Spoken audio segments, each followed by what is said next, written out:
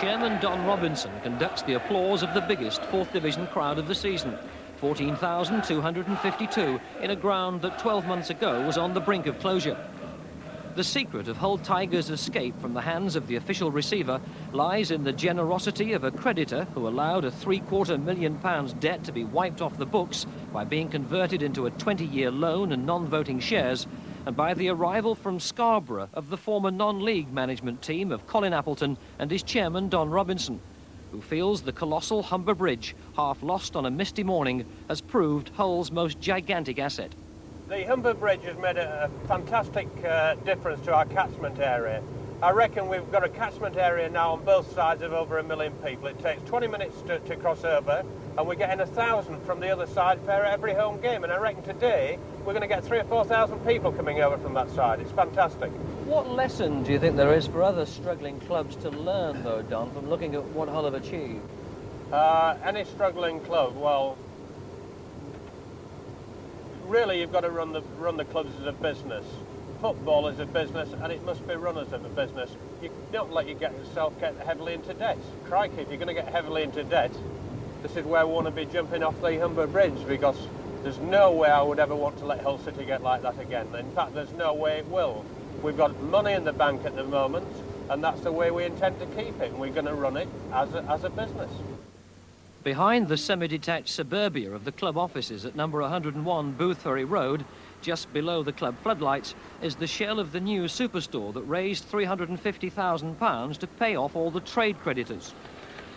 The threatened financial millstone of a cantilever stand on top of the store has now been scrapped in favour of a Hollywood-type bowl where pop groups will be able to stage Humberside concerts. A year ago, the Tigers were bankrupt, owing more than £1 million. But now the commercial acumen of its new management team has thrust the club back into the public eye. This club's song is about to be recorded. Fans can show their support by buying the club's own brand of Tiger Cola.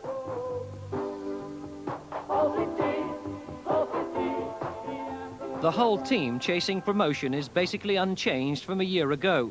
Only Peter Skipper, a £9,000 buy from Darlington, and Billy Askew, who came free from Middlesbrough, being added to the players who had to take a wage cut to keep the club going. I think it's about 20% of my wages, which when you're a married man and you've got 2 children, it causes a few problems. But like I say, my wife rallied around me and gave me a lot of support, and we managed it all right. And I think it's paying off, you know, to be back at the top of the league and be successful again is a marvellous feeling. This trainload of supporters arriving at the club's own station meant more than just vocal support for Hull yesterday. A new bonus scheme attached to the day's attendance means the players' wages have now incredibly climbed back to where they were. Every 1,000th fan being welcomed by Don Robinson meant extra money in the players' pay packets. And the local derby against promotion rivals Scunthorpe from just across that Humber Bridge was always going to be a financial success for everyone. With debts effectively erased, there's now money in the till at Hull. Don Robinson made his money in the leisure industry, and his feel for the public has made him popular. Well, it's been a great revival here. Well, it's great. Terrific. Thanks to Mr. Robinson being out here today. He's doing really well. We're all proud of him. It's great. It's really good. It's now the top of the league, like, a lot of support's come back from rugby, and originally that's why I went to rugby, because football was dying, really. But now Don's brought it back. Magic. You look around, you know, it's great. It's brilliant. Champions this year, Division 3 next year. Magic. Yeah. The only thing is we've got to do it every week, haven't we? Or every other week. But I mean, this is what we've looked towards, and the whole public have looked towards this for many years. Very pleased to be able to do it for them. Hull have been unbeaten at home this season, and their points total of 61 before yesterday was only bettered in the league by Liverpool's 62. And they began against Scunthorpe like real Tigers. Number 7, Brian Marwood, almost adding to his 12 goals, forcing a good save from Joe Neenan. Number 8, B.B. McLaren, set up another Hull attack from which he almost scored, but the final shot just too high. It was the visitors Scunthorpe, though, in blue, who scored first just before half-time. A spectacular long-range shot from Dennis Lehman deflected in. The replay clearly shows the ball deflected off number 3 Askew, although the keeper Tony Norman did get a finger to it.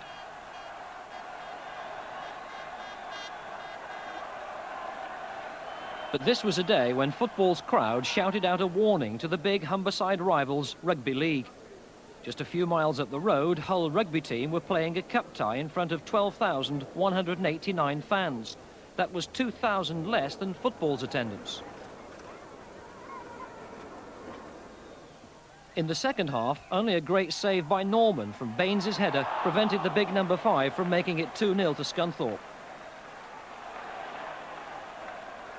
Just 6 minutes from time, though, Hull kept their unbeaten home record alive with a late equaliser. Number 10, Les Muttry, did the spade work. Brian Marwood scored, his 13th goal of the season.